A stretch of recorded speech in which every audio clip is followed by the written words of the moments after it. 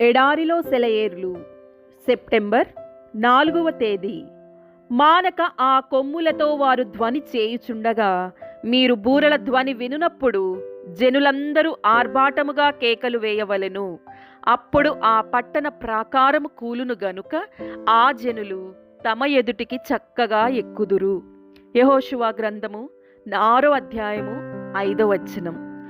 ఊగిసలాడుతూ ఉండే విశ్వాసపు మూలుగులకి, చెక్కు చెదరని విశ్వాసపు ఆర్భాటమైన కేకలకి ఎక్కడా పోలికలేదు. ఈ ఆర్భాటమైన విశ్వాసపు కేక అనేది దేవుని రహస్యాలన్నిటిలోనూ అతి శ్రేష్టమైనది. దేవుడు యెహోషువతో అన్నాడు, ఇదిగో యెరికోను దాని రాజును నీ చేతికి అప్పగించాను, దాని శూరులందరూ నీకు లొంగిపోతారు. దేవుడు యెహోషువతో నీ చేతికి అప్పగిస్తాను అని అనలేదు, అప్పగించాను అన్నాడు. యెరికో పట్టణం ఇక యెహోషువదే.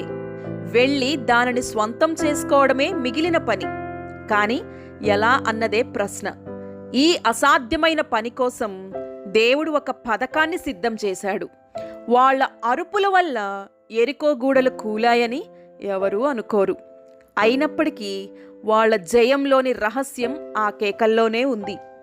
ఎందుకంటే అవి సాహసోపేతమైన విశ్వాసపు కేకలు. ఆ కేకలకు అధికారాన్నిచ్చింది దేవుడే. వాగ్దానం ద్వారా లభించిన విజయాన్ని దేవుని మాట మూలంగానే ఆ కేకల ద్వారా వారు పొందారు. అప్పటికింకా విజయ సూచనలేమీ కనిపించడం లేదు. కానీ వాళ్ళ విశ్వాసానుసారంగా దేవుడు వారికి చేశాడు. అందుకనే వాళ్ళు జయ జయ ధ్వానాలు చేసినప్పుడు గోడలు కూలాయి. ఆ పట్టణాన్ని వాళ్ళకి ఇచ్చేశానని దేవుడు మాట ఇచ్చేశాడు. విశ్వాసమూలంగా ఇది సత్యమని వాళ్ళు తెలుసుకున్నారు. ఎన్నో శతాబ్దాల తరువాత హెబ్రీలకు రాసిన పత్రికలో ఈ విశ్వాస విజయం గురించి పరిశుద్ధాత్మ వ్రాయించాడు. విశ్వాసమును బట్టి 7 దినముల వరకు ప్రదక్షిణము చేయబడిన తరువాత యెరికో గోడలు కూలెను.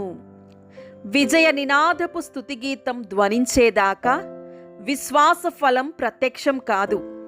దివ్య పరమపురిలో ద్వారాలన్నీ స్తుతుల ద్వారాలే.